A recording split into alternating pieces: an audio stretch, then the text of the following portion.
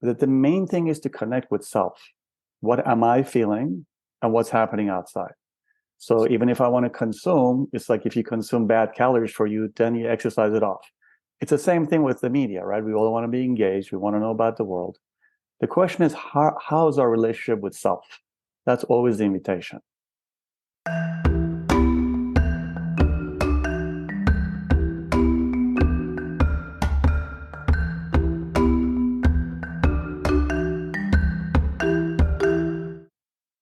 Hello and welcome to Self Talk. I'm your host, Rachel Astarte. Today, I'm very excited to have back on the show Abdi Assadi. He was a guest not long ago. Abdi is a spiritual counselor and healer with 4 decades of clinical experience in acupuncture, body-centered psychotherapy, indigenous shamanic practices, and diverse meditative techniques. He's also the author of Shadows on the Path, Revelations and Pitfalls on the Spiritual Journey, and A Healer's Handbook, a guide for the beginner practitioner. Welcome back, Abdi. Good to see you, Rachel. It's always so nice to see you. So we're going to tackle a number of things today, but one of the subjects that's been coming up a lot for me personally, for people I've spoken with, clients, friends, is how do we maintain balance in these turbulent times? Now, when we talk about, I mean, it's a big tent that we're pitching to start this conversation, but we'll kind of set the campsite up around it and have a little fireside chat. Right. But what we're referring to, for those who are listening, and maybe this is already resonating with you, we're talking about that psycho-spiritual balance, right? Those of us who are doing the inner work, trying to show up in the world in a balanced way, staying true to our spiritual path, trying to stay sane. Should we try to stay sane? Are we sane? I don't know. Because it's about finding the balance between being engaged in what's going on in the world and also preserving our souls, right? As we go through it. And because there's a lot of garbage out there. And before I open the floor to you, I think it's important to point out that we're almost always in turbulent times. This is not new for humanity by any stretch. So for my listeners and my clients who are grappling with this, and we talk about it a lot, it's like, this feels like end times. And I'm sure it did during the 1920 pandemic as well, or during World War II, or the fall of the Roman Empire. I'm sure it felt like end times then too. So bringing all that into a more holistic cosmic perspective, I don't think the way through it changes much, but we do have a particular flavor of this century. And I couldn't think of anyone better to have on the show to talk about this. So Abdi, what are your thoughts, either about what's going on or diving into the maintaining balance? Well, you said it beautifully. I mean, always the ego wants to go to a place. Oh my God, it's end of times, end of times. If you think of World War II, all the stuff that you said, the pandemic, I would say for those of us who straddle 2 worlds, which is probably your listeners, which have a spiritual life and are also in the world, the work is always to stabilize the consciousness. To your point of what's different, the only thing that's different between, let's say, 1940s, 1920s, is the level of attachment people have and how much they're being fed by social media, which we talked about last time. It's wonderful in that we can have this connection. It's wonderful. We get to learn about the world. The problem with it is that it's so easy to get pulled off center. First of all, just from a nervous system level. So whether you're watching something you love or something you don't like or something you agree with or something you don't agree with, the nervous system gets really amped up. So all of us are in this very hyper-mobilized state all the time, and it's quite addictive. And then the algorithms of all of these social media outlets, they're just really finely honed in to get people addicted. So stabilizing consciousness, that's what I would say, stabilizing consciousness. How do we keep our consciousness stable? So all the stuff that everyone does, meditating a couple of minutes a day, some kind of exercise, spending time with a pet, spending time in nature. That the main thing is to connect with self. What am I feeling and what's happening outside? So even if I want to consume, it's like if you consume bad calories for you, then you exercise it off. It's the same thing with the media, right? We all want to be engaged. We want to know about the world. The question is, how's our relationship with self? That's always the invitation. And self, capital S, right? So this is the thing. This is the brackish water between spirit and material life. I, for one, am in the world. I've had the out of the world experience. I've had those. For me, that's not my game, which I think is probably for a lot of people who listen to you, are people who are in the world, but also have the foot in the other world, which is really self. It's not outside of it. And that's the invitation always. How's my relationship regardless of what's going on? Yeah. And I think that's a really important point, and something that is the foundation of everything that we're talking about, which is this all starts with us. And that's not a selfish perspective. It is a capital S self perspective, which is something you and I talked about the last time that you were on the show. And again, just for people who haven't heard this before, would you briefly recap the difference between the small s self and the capital S self? So small self is the ego self, right? And the ego is not a negative thing. The ego becomes a negative force when it's running. It's like a wild horse that doesn't have a rider. So selfishness is actually when it's devoid of spirit, when we actually get very limited in our consciousness. The capital S self, or the capital L love, which is the same thing to me, it's really when we have both feet again in both worlds. We're not just hypnotized. So part of the curse of the hyper-individuated culture is that we can get very hypnotized, and our viewpoint is everything, and our right and wrong. And we're very like small self motivated. The picture here is to keep it more open. It doesn't mean that you cannot have preferences or aversions. It just means that you don't take them as that's your guiding light. My preference and my aversion. That me-centeredness is what the suffering comes from. So then again, you want it to be a little bit more permeable, not permeable enough that it starts destroying you, because that's also, we need a level of ego protection, right? But what is very easy to happen, especially with what's going on in our culture, is we get hyper-focused on the ego part. And then that thing, instead of become a membrane that keeps spirit and life flowing, it becomes a callus. And then it actually then doesn't allow it. Same skin. But callus skin then is a little too rough. You don't taste things. You don't feel things. So yeah, it's a softening. It's a softening of the ego while protecting one's well-being, emotional well-being. Yeah. Yeah. And that says a lot too. So when we talk about the hyper-individualist society, that everybody, and there's been a huge movement toward community building, village building. These are buzzwords now. Yes. That it isn't about the self so much anymore. Right. I think it's important to clarify. They're talking about, what I interpret it to mean, is the small s self. Beautiful. Right? Because the capital S self is community. Beautiful. But Beautiful. The way that we are all interconnected, which again is buzzy language. Yeah, so the buzzy language is very interesting, right? Again, one can't make these grand statements. There's always exceptions, but in my experience of being a healer for 40 years and seeing buzzy words come around every 10 years, the buzzy word always seems to be the ego still wanting to do its shtick under the guise of, now it's this, now it's oneness, now it's new age, now it's village. But one can't underestimate. Now, the hyper-individuated self is also an incredible thing. As a guy who was raised in Africa and in Asia, where there was no individuation, and I lived in those villages, there's a beauty there, but there's also a pain there where then everybody minds your business. What are you doing? And then we can't do certain things. So the beauty of hyper-individualization is you really get to experience yourself and do things. But once you get too far out on that, it's a very lonely place, right? So one of the biggest things that I see is there's a lot of loneliness here. And it doesn't matter. People are in relationship. People live in cities. When the narcissism gets so profound, that's when the callus gets so thick that the self can't really feed itself. And then what happens is consumerism becomes the imitation of relationship. So we're starving. So then we consume as a way of feeding self. And it becomes a very painful thing. Now, again, it's not about becoming a monk. It's not about shaving our head. We're in this incarnation very specific to experience.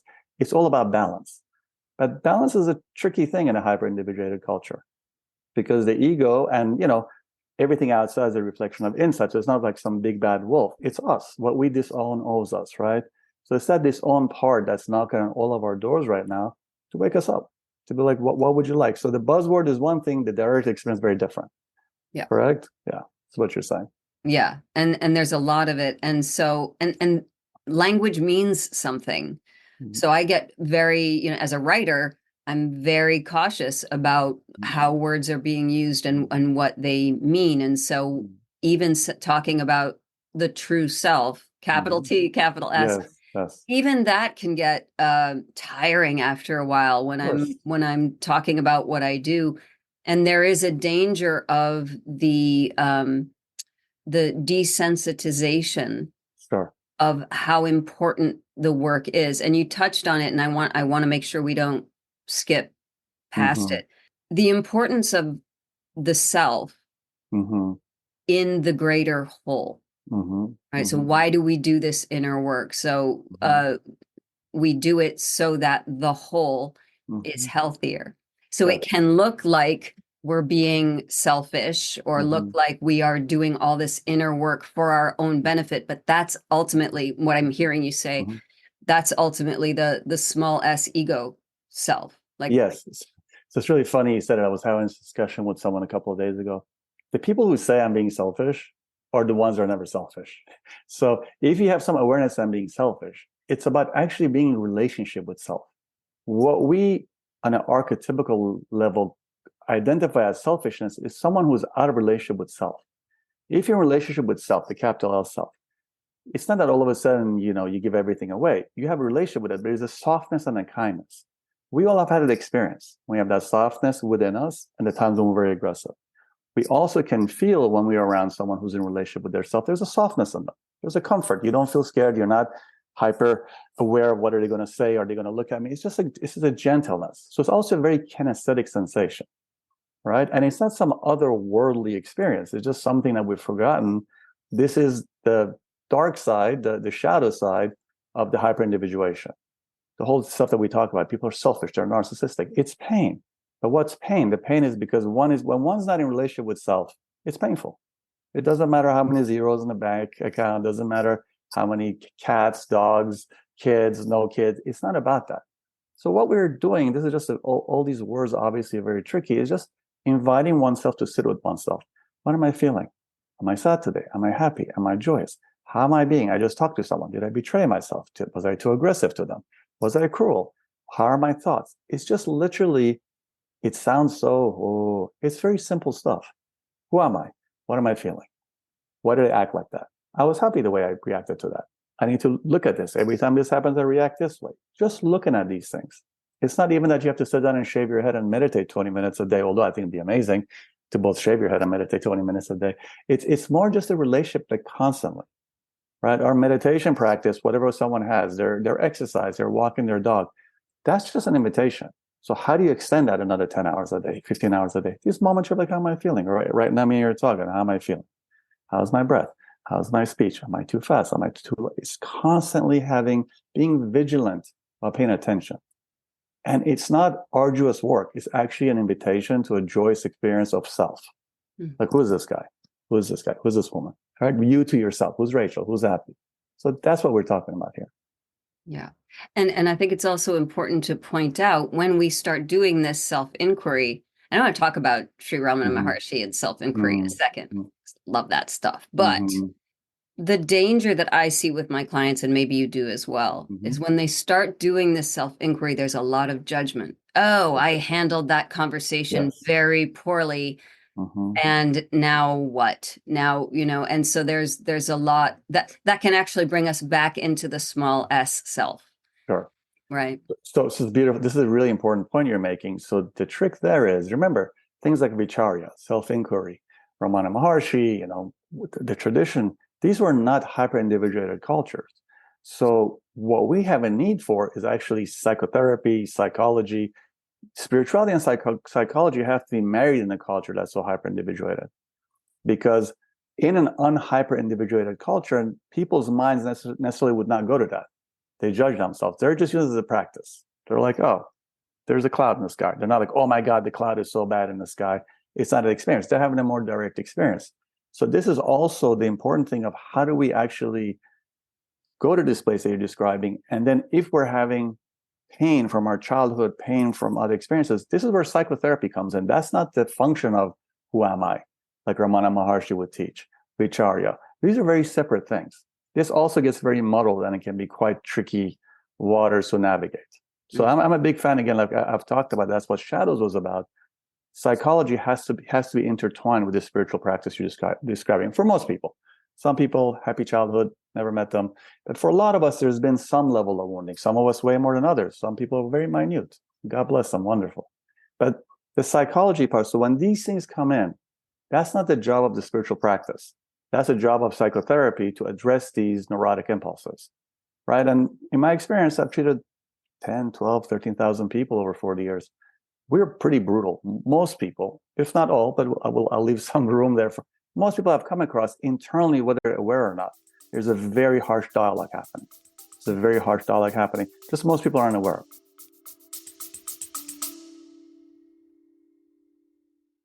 Hi, it's Rachel here. If you'd like to dive deeper into your own self-development, but you're looking for an alternative to traditional talk therapy, I think you'll love the Foundation of Self Immersion program. For a full year, you'll get dynamic coursework you can complete on your own time, plus weekly coaching calls and monthly one-on-one sessions with me for personal support. Visit foundationofself.com and click on the events page for more information. That's foundationofself.com. Now, back to the episode. Yeah, and the what they are aware of, it seems, is that desire to criticize, self-criticize. Yes. And that seems to be almost inherent. It seems to me that the very first pain that we have is the pain of separation from source, from the divine.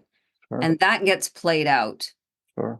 As soon as we're born, we're physically separated from the mother, and then we have to call out for and maybe receive or maybe don't receive. And so obviously that makes us wonder, are we enough? If I cry and my mother doesn't come with the milk. These are real things. These are real things. And I've had experience of people, this one gentleman many decades ago who's not with us anymore, who had done incredible Freudian analysis, the old school 3-4 times a week for like decades. He actually could remember of literally being like 4 months old and exactly what you're describing. He would verbalize these things. It was just chilling. And one can do that work and still not emotionally connected. So there's not a layer connected to what you're saying, not a layer on top of it. Connected to that is, so there's an intellectual part of processing that. There's an emotional part of feeling that. And that's actually the hard part. And then there's something wrapped around this, no matter how devoted one is to spirit, however, whatever your relationship with her is or language you want to use for it, a lot of us feel betrayed. There's a lot of pain in our lives. A lot of us are like, we want to be loving, but also there's a part of us, which is the 2-year-old, to your point, who's got 2 fingers up to the universe being like, fuck you. Why am I suffering so much? Why is there so much suffering? I get that everything, it's all one. Okay, but why are people suffering? Why are people so cruel? So that's a whole thing that also has to be experienced in order to be healed, right? So it's not this like smiley face. So to your point of buzzwords, many times these buzzwords are band-aids for a festering wound. And the wound doesn't need to be fixed. The wound just needs to be felt. The wound doesn't need to be intellectually understood. It just needs to be felt. That's the magic of it. So people feel very overwhelmed. So it's not about sitting down, if you haven't meditated, and meditating 3 hours a day. Start with 5 minutes. What am I feeling? And it can be very overwhelming if one is actually sitting with it. And that's not that anything wrong. Just to your point is the nature of this realm, the original separation. And for the people who are spiritual, many of us have come to spirituality as looking for a band-aid because we're in pain. You're not in pain, you usually don't go looking around. You just do your thing and you move on. So that's also something to be addressed. Again, not sexy things to talk about. Certainly my experience in terms of being a clinician for a long time. Yeah. So let's go a little bit further into that, the body aspect of it. So we talk, many of us who are doing holistic work or transpersonal work, mind, body, spirit, again, a phrase that is buzzy. and has been for a very long time. We tend to have a lot to say about the spirit and the spirituality and the practice and the meditation and the mind and the psychology and all of that. We very rarely go into the body part. Only recently has there started to be a little more talk, maybe in the last decade or so, about somatic work and things like this. But there's a synthesis, isn't there, between all three, and being able to access what we're literally feeling in a moment is so important. So what path would you recommend for people who aren't familiar with how do I access my body? I had a client once who said, I'm dead from the neck down. And we had to work very, very slowly so that they could finally start to feel. There was so much trauma. Yeah. So that's really, well, the fact that a person can say that, that's actually profound. Yeah. Because for most of us, I used to laugh as a kid when I used to wear men put on ties, and I was like, how perfect that we're just cutting the head away from the body, right? All the businessmen would be gangbangers and all that stuff. Like, this is incredible. So it registered for me at a very young age. And now, yes, there's really wonderful somatic work coming up the last, I would say, 20 years. But anyone who's a body worker really realizes that the body holds all the information on trauma. Remember, the brain is really 200 years old the way we use it. The body's been around for hundreds and hundreds of thousands of years, right? So all the things everyone knows. Your gut has the same neuropeptides as your brain. Your gut was your original brain before your head brain was developed. The invitation here is to actually feel. And most people, unless they've done inner work, what they think feelings are, someone cuts them off in a street, on a car, and they get angry, like, that's my feelings. No, that's actually just a reaction. The feelings are the things that are underneath at the same time, and they're not all bad. Some of them are incredibly joyous, some are incredibly peaceful. But when we shut that down from original trauma, we actually stop feeling. And the level of cruelty that we inflict on each other with language, with actions, with all the things that we do to the planet, to each other, to animals, it really comes from that relationship with self. You only treat the outside the way you are internally, right? And there's a level of cruelty because of the disconnection on this planet. It's not easy business to open up. So one also has to really start softening in a way, but keeping enough of a protection. You don't want to go deal with some narcissistic psychopath and be wide open. You'll get eaten alive. So there's also this dance that we need to be aware of. But most of us do not have that relationship, right? So we can do medicine, we can do MDMA, we can do, whatever medicine one uses, ketamine, mushrooms, have these profound experiences. Those experiences are only invitations to what's underneath. Those neuropeptides are in us all the time. You can do Ajax and not have an experience. You do something like psilocybin because your brain has those receptor sites. So again, to just a simple exercise, these are all these words. What does this mean? Just feel your feet right now as you're talking. Whoever's listening to us, I always say, just literally kinesthetically feel my feet. And people are like, what the hell does that mean? No, just, can you feel your feet on the ground? Can you feel your cross-legged? Can you feel yourself standing? That's what we're talking about, kinesthetic awareness. Interestingly enough, we talked about this last time, I believe, in Chinese medicine and Chinese martial arts, where your awareness is where the energy flows.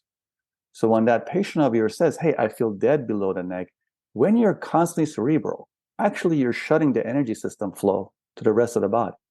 Why do we do that? To your point, when you're 2 years old, 1.5 years old, children breathe abdominally, depending on the level of trauma they've had to endure, and then that stops and becomes thoracic. So one of the first days we commit suicide is we stop breathing, right? You breathe abdominal, 1/2 gallon of oxygen, thoracic, 1/2 pint. You don't breathe 4 minutes, you die. So this shutting down starts at a very, very early age. That's why people do yoga or do martial arts, have these profound awakenings. What's happening? You're breathing, you're feeling your body. So again, to this point, like, what do? Just literally lay on the ground or sit, just relax your stomach, like you have a little Buddha belly, and force some air into your lower body. See what happens. Yeah, I think that's fantastic. And just something as simple as that. But it's just, okay, yeah, I can do belly breathing, but my mind can still be out here. It's really about... It is. And remember, we're all very impatient. So part of our anxiety, born out of this disconnection and separation from a young age, we're highly anxious. Anxiety can be tolerated, right? Anxiety, even highly clinical ones where people need to be medicated, which can be very useful with it. Part of that is one has to start making friends with it. The more you push away from something, the more intense it gets. Now, we're talking for many of us who are highly anxious, we're talking a couple of minutes a day. Then it might be really hard to sit and do that. Just slow walking, right? The old school Zen practice of counting your steps, walking in a circle, right? Just literally like count to 5, come back. Most people won't make it past 2. Your mind will be somewhere else. We're just talking about, you're not going to get one-pointed minds from sitting 2 minutes. We're just talking about, what am I feeling? Most people you sit with them, I used to say this all the time when I would practice. I would ask people, "How are you?" "Good." They'd come together. I'm like, "We're going to go through that again. How are you doing?" "Oh yeah, I don't know." That was honest. "Oh yeah, I guess I'm really sad. I'm really angry." Or like, "I actually feel really happy." But the initial response is good because no one really is asking and no one's really replying. So again, we're talking about, who is this person? Who is you? What's this meat suit? What's your relationship? It's really that. We have to work not to be strangers to ourselves. And something I can tell you as a guy who's been around a lot of death, right? My years working with AIDS patients, a lot of cancer patients, work with a lot of vets. The energy always is so much pain that we haven't felt. People, when they're on their deathbed, many times like, "Oh my God, I don't know who I am," or "I don't have a relationship with myself." And that's something you want to do while you're alive. That's something you want to do. Illness is an invitation to do that. That makes both life easier, and when time of transition comes, makes that easier. But this is not "Oh my God, this is so heavy." Just the opposite. It makes life lighter. A lot of the shit that we struggle with are not that important. One can say that. It's not about, belittle it. How can one have a relationship where one can actually even solve these things or tolerate them in a way that we're not in this high anxiety state? That just takes attention. Yeah. And not attention out, attention in. Right. And that's the important. And then I think there's a lot of fear. I've experienced there's a lot of fear attached to that. I don't think I'm going to like what I feel. I don't think I'm going to like. We're strangers from ourselves. So someone like mine and your age, I'm older than you, but we've been around when social media wasn't here the way it is. Now, one thing is very interesting from a Chinese medicine perspective. We know in Western medicine, when you are constantly looking at a screen or outside yourself, your sympathetic nervous system goes wild. So that's a very real thing. So cortisols are out the roof, their adrenals are off the roof. But there's another thing energetically, when you're constantly stimulated to your eyes, the Chinese say that your heart, quote unquote, is not your physical heart, your energetic heart, the seat of your spirit becomes unrelaxed. It becomes disturbed. You get Shen disturbed. Your spirit gets disturbed. So there's also something like just the 5 or 10 minutes of just having downtime, of just no screens, low light, just to sit in that, forget about getting in touch with these things, just to get the nervous system to calm down. So we're so in this hyper state. We're driving 160 miles an hour all day long. We just have to just even go to 55. Don't worry about parking it. That takes a long time. Drive at 55, drive at 70, right? So this thing also, what you're saying, yes, we're afraid of it. So the fear then, meaning of self, we also get super busy. So then we just don't want to, we want to go 170 all day and then lay in bed and then just put it in parking. That's why insomnia is one of the biggest problems right now. People's nervous systems are really high agitated. So again, just to take the example of the screens, just some time off from that. And I mean literally all light, right? Like just to have a little bit of time in a day where you're just visually not putting input. And also through your ears, you're not orally, you're not putting input. And through your mouth, you're not orally, not orally. All of those 3 things. We're talking minutes here. It's such a profound practice with the intention of like, I'm just going to sit myself. I'm going to sit here and have a relationship with myself. That's the invitation.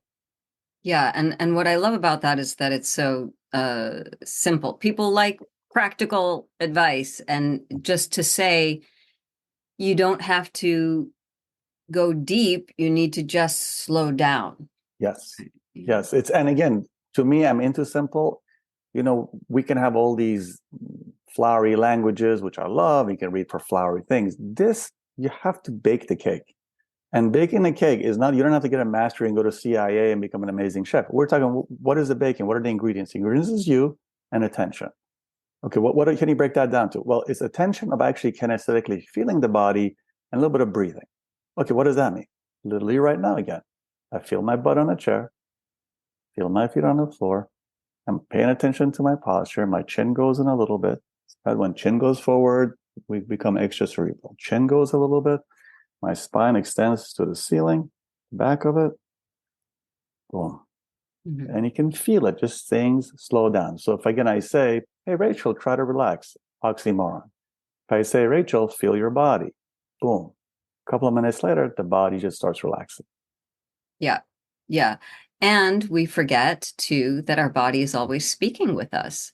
Beautiful. And it's Beautiful. nice to just be able to listen. So talking about the body as an ally, as opposed to just the meat suit. Yeah, it is. It's your phrase and I love it. I mean, for whatever, a decade ago when you first shared that with me, I laughed so hard, but it's true. That's what it feels like. And that we have this meat suit that our spirit is in. But it's more than that. We can it's like having this best friend in the sidecar that's telling us how to do stuff and is navigating the motorcycle through, and we're saying, I'm not listening to you at all. 100%. And so, yeah. So the meat suit, for me, the joke was because people were literally treating it as a meat suit. I mean, there's obviously like spirit in flesh, but also the joke of it was literally like people take better care of their clothes than they do of their body. So I'm not saying so you can put the expensive products on your face or go work out in the gym. That's not really taking care of the body. That's taking care of some aspect of the body.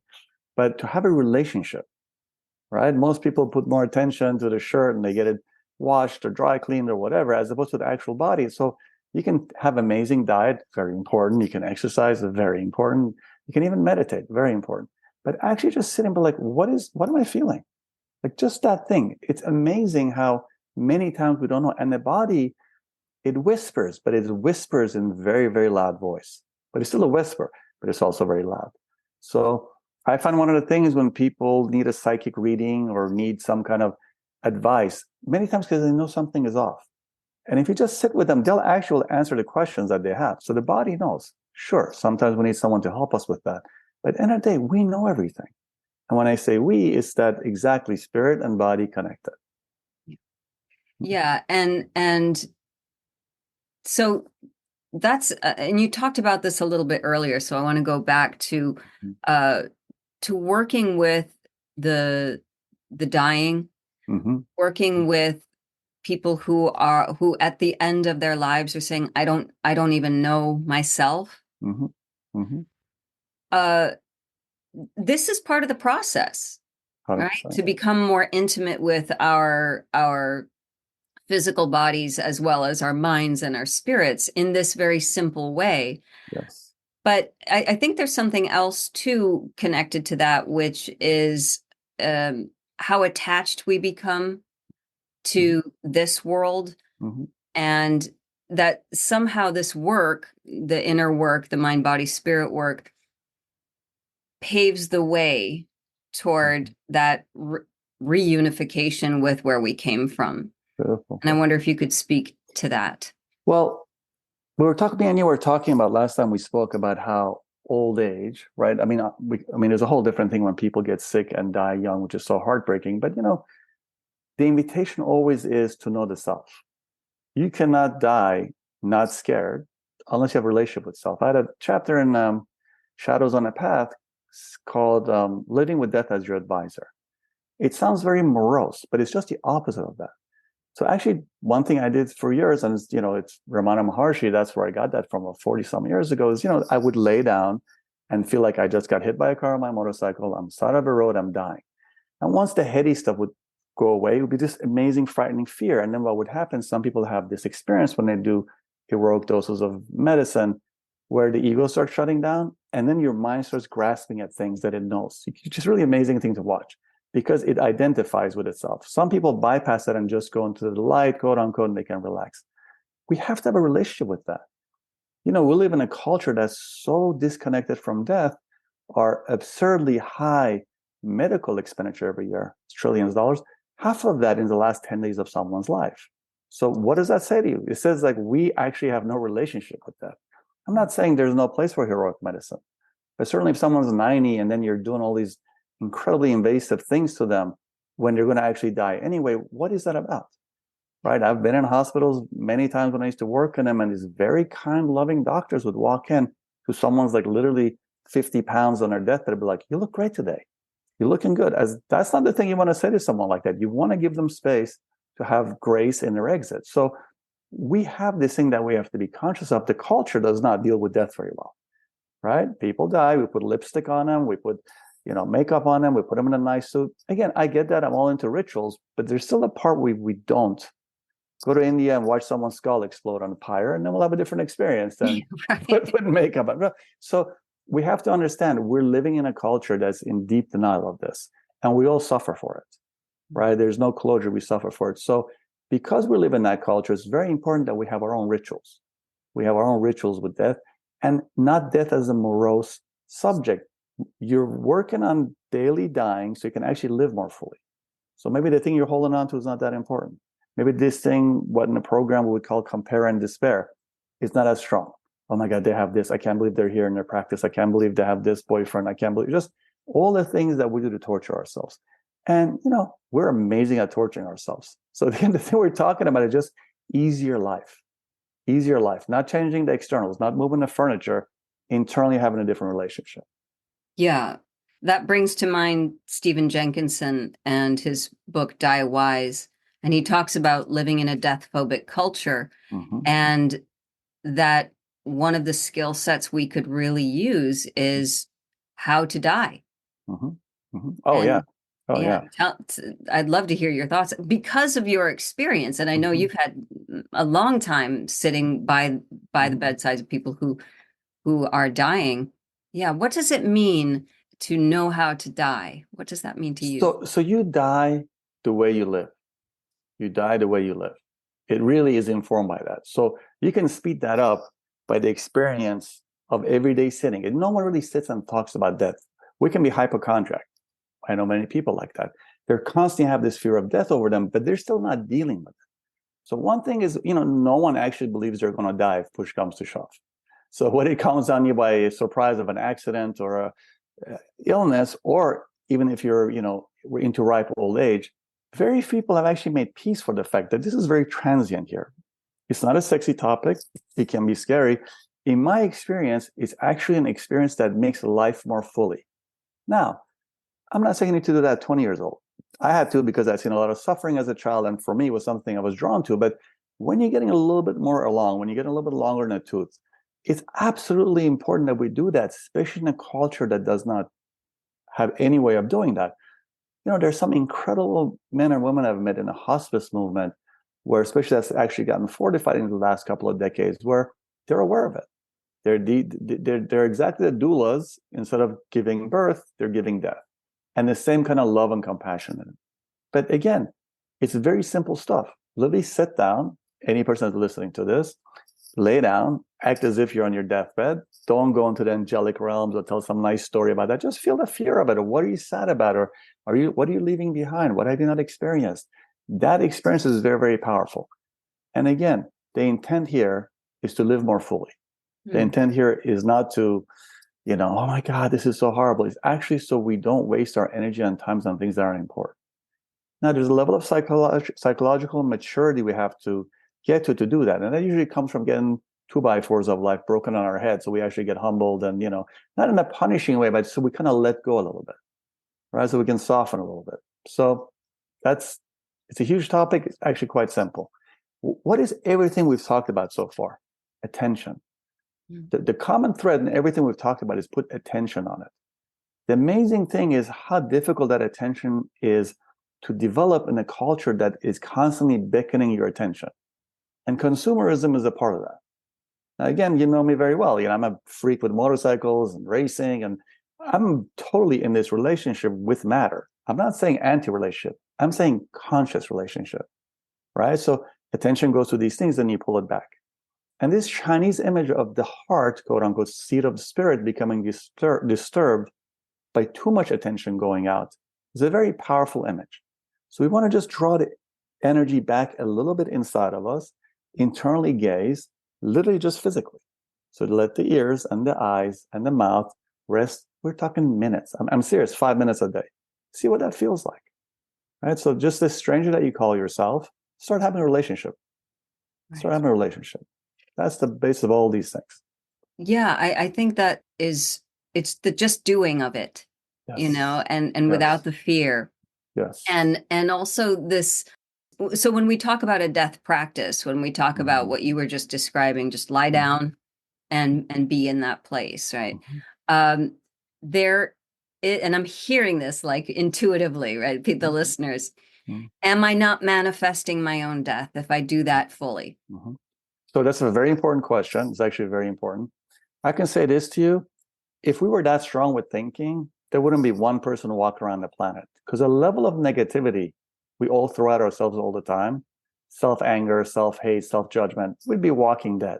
So no, these thoughts don't manifest it. What we're doing there is to actually becoming conscious of what we're afraid of all the time anyway. The fear of death is a very powerful unconscious force for most of us, where we're actually pushing away at it. So no, you wouldn't manifest that. So people say this, I've actually heard this a lot, like, oh my God, I don't want to manifest that. If we were that powerful with just one thought we did that, most people would be dead, because most people are constantly, all of us have thrown all these energies at ourselves, you know? So no, what you're doing is literally doing a practice of what does it feel like? What does it feel like if this is not permanent? And you'd be amazed. A lot of things that you might think are important kind of calm down. A lot of things that we struggle with actually calm down. And we also cross our T's and dot our I's. Right? We have this experience. So one thing I've learned from being around this, far from perfect, but the best of my ability, I really want to have a conversation with someone. I'm also older now. You know, I actually do, like, I might not talk to this person again. Right? I just had this experience, and this man that I love very much just died suddenly in his sleep a couple of nights ago. A very profound experience. And I just remember the last time I spoke to him, he wasn't really well, but there was nothing wrong with him. Kind of had this, and I just like always just, hey man, I love you. Been a great run. We've known each other now, 50 years, and what a sweet soul you are. Just this experience. I didn't talk to him, drops dead in his sleep. It's that experience too, where you're really engaged, where it's sort of like, oh my God, I wish I had said this. Oh my God, I wish I said that. It just makes the suchness of life so much more immediate. It doesn't mean there's not still a heartbreak. Doesn't mean you don't miss this person. But I know for a fact, if I hadn't said this to this person, I'd have a very different experience right now. It wouldn't be as much of a peace. So this is also part of the gift of this dying experience. You really get like, oh my God, this is really like temporary. Very hard for a 20-year-old to get that, 30, 40, depending on your experience. But we're not here for always, right? And this love piece is the juiciest part of it.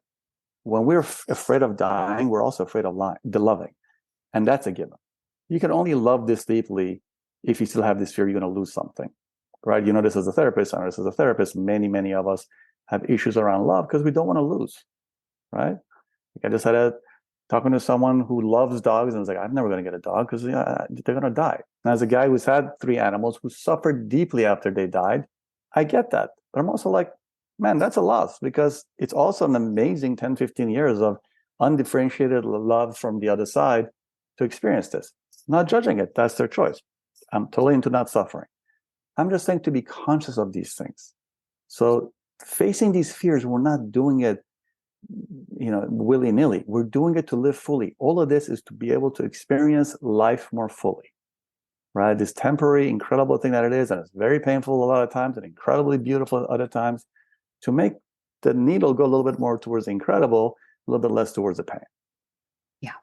Yeah, absolutely. And isn't it interesting, this pain of separation we were talking about from the divine, that where, this is what, so energy never dies, it just changes form, being my science geek over here, right? So when we die and our energy is dispersed back into the collective, so interesting that now once we're in this heavy place and in this lower vibrational physical form, even though there is no concrete matter. So interesting that part of us still is afraid to return to that place that we didn't want to separate from in the first place. Sure. Yeah. I mean, again, it's the forgetfulness, right? The whole thing with Gabriel, the archetype of Gabriel putting the finger on the upper lip, which is where the invitation comes from. It was like, forget, be quiet, forget this, right? So what we're doing is just gently taking that finger up and like, well, I want to remember a little bit, so I'm not in this fear mode. The forgetfulness makes you experience this realm more, right? You have to be a little bit separated. Otherwise, like, who cares? Then what do you experience about a son, a daughter, a dog, a cat, a motorcycle? The separation makes you experience, but the separation also makes you suffer. So the part is like, how can you soften that separation? It's as simple as what we're saying, right? It's as simple as like sitting and just sitting with that uncomfortableness. It's incredible how much can clear up when we just sit with that. You don't need intellectual understanding. You don't just try it. Or just try it. Like whoever's listening to this, you just wasted, an hour of your time listening to two people yabber. Take this away from it. 5 minutes a day, sit down and be like, what the hell is this guy talking about? What is she talking about? Let me just sit and investigate this. And I can invite people to do that. At the end of the day, the investigation is always there. Something happens inside of us that we actually answer it. Something happens, right? And it's almost always something painful. A breakup, betrayal, which is amazing part of this realm. God, so much fun. Loss of someone, loss of a thing, loss of an animal, and then we investigate.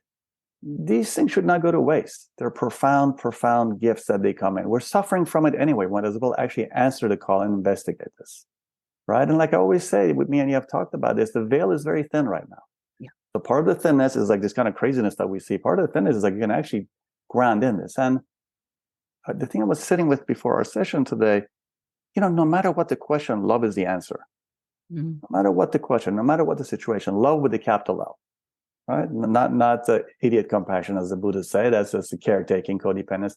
But internally, love with the capital L is the answer, especially in these times when people are at each other's throats and I'm right, you're wrong, I'm right. Whatever your set is, like do your little game, come back home and recenter. Like where's this love piece inside? Where's the part that can actually hold this love piece? And then go do whatever you got to do and put on your favorite attitude to that. But at the end of the day, stabilizing consciousness is the biggest gift we can give to this level. And that doesn't mean being dissociated. That doesn't mean not caring about human life. That doesn't mean not caring about animals or nature. It just actually means you can be better mobilized to answer when a thing comes if you're in a more centered place. Yeah. And you just touched on something extremely important that I want to focus in on a little bit more, which is the dissociation. Because we are in times and there's so much division and there's so much anger and so much woundedness that is playing itself out all over the world, it's very easy to just say, well, fuck this, I'm going inside. Like, I'm not going to engage with this anymore. And that can lead to the loneliness, I think, that you were talking about earlier. So that balance in turbulent times, circling it back around, is more of a sense of being part of it, but as you said, being discerning about and conscious of what you're taking in and how much, right? And absolutely. I mean, you were talking about something before we had talked about, not today, but me and you had this conversation about getting older. What does that mean? How does one navigate those waters? It really is about having a relationship with self. End of the day, if you've abandoned yourself, it doesn't matter what's happening outside. So I'm not saying to people, do this, do that. That's up to them. I'm saying have a relationship with yourself and from that place engage, right? I'm very into being engaged in the world. As soon as I lose my center, I don't care if I'm reading something or, absorbing something. As soon as I lose my center, it's not fun. I don't like what happens. So I always go back in, keep my center. I'm a citizen of the world. I've been raised in many different continents. I love the world. How do I actually keep that center? And now it's not about negating it. There are things that happen that are really off in the world. There are things that are incredibly cruel. But again, my answer isn't to become cruel on top of it. My answer is like, how do I hold this capital L love energy while actually being engaged in the world? So it's about, to your point, it's not about being disconnected. Although that seems to be happening. I mean, some of the things that we do to each other can only come from disconnection. Yeah. Right? And the more disconnected you get, the more the nervous system goes crazy. If you look at it shamanically, the more the dark energies can attach to you, whatever your language around that stuff, that stuff is real. Right? So the invitation again is like, how do you keep that center while being here? We're not monks. We're householders, right? Regardless of like what your relationship status is, or if you have a pet or you don't, we're householders. So this is a different way of being in the world. Yeah, it's actually being in it, right? Actually being in it, not being on top of it. Most of us are all the time in our head. You see this all the time, right? You're driving by somewhere, you miss the exit. You're walking somewhere, you forget something. That's not being here. It certainly looks identical. Certainly when you're around someone who's here is a very different experience, right? When we're around someone's present, we look in their eyes, we feel them. It's a feeling. many of the times we can just go on automatic, right? And sometimes, yeah, you're late for work, but I find even those times are very powerful to practice that. I'm behind something, I feel my anxiety, I'm just like, slow it down, slow it down, slow it down. That's the real connection. Yeah. Mm. As we round out, I wonder if you might lead us in a little bit of what that would feel like Beautiful. to drop in. Do you Yep. mind? Not at all. It's wonderful. It's way better than all the yapping. So, wherever you are, just put your feet on the ground, or if you're laying down, you can lay down. Where our awareness is where the energy flows. So literally start by feeling your lower body. And when I say feeling, you're not thinking about your lower body, you're kinesthetically becoming aware of your lower body. So the energy goes where the awareness is. The awareness is always in the head and outside. So feel the feet. Now gently tuck your chin in, even if you're laying down or if you're sitting, put your chin in a little bit. What that does is actually slows the mind from flowing. Lift the back of your skull towards the ceiling. If you're sitting, towards a wall. If you're laying down, elongate the posture. You're feeling your feet. Your neck is up and straight. Your spine is nice and stretched. Now you can relax it. Next, feel your belly and feel if there is any holding in your gut or in your belly or in your stomach, which most of us actually hold. Take a deep breath, fill it up, push it out. Relax it. While keeping the awareness on the feet, on the strengthening the spine. Another deep breath. And let it go. Keeping the body awareness, let your body get nice and heavy. Let the musculature relax. Let the bones hold you up. Become aware of any sounds in the room. Could be a humming of a fridge. Could be traffic outside. Could be ringing in your ear.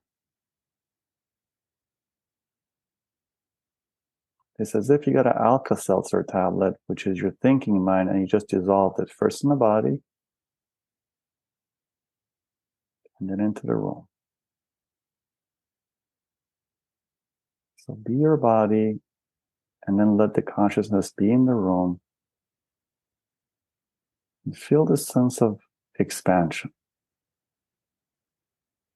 Just feel the body and mind, how it relaxes when you dissolve that Alka-Seltzer of attention into the body and then through the encompassing area. And then any sounds that might have been distracting become a bell to attention, as if you're in a monastery.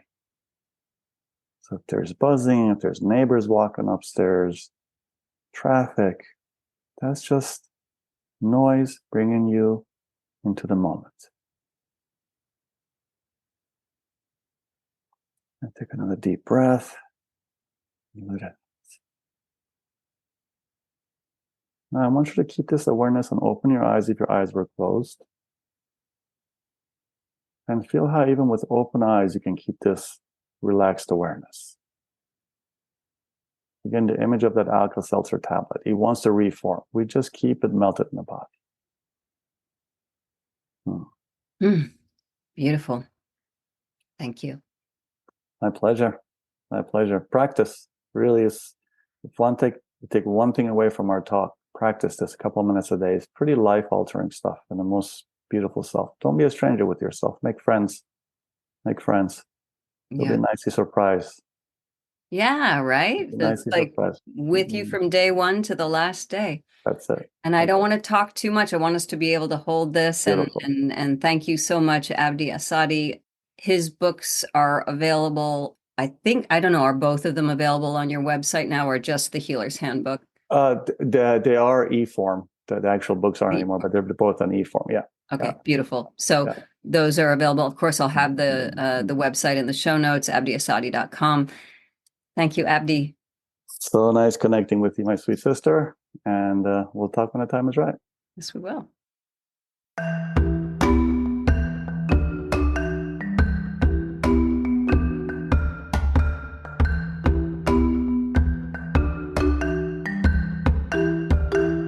Hi, this is Rachel Astarte from the Self-Talk Podcast. I'd love for you to send me your emails with questions or stories about yourself. What are you looking for? What are your questions? What are you grappling with in your own personal life that has to do with your identity, with yourself, with your very existence? These are the things that we're going to talk about during the podcast. And go ahead, it's all right, get deep. I can handle it. So send them to Rachel@selftalkpodcast.com, and I'll see you on the next episode.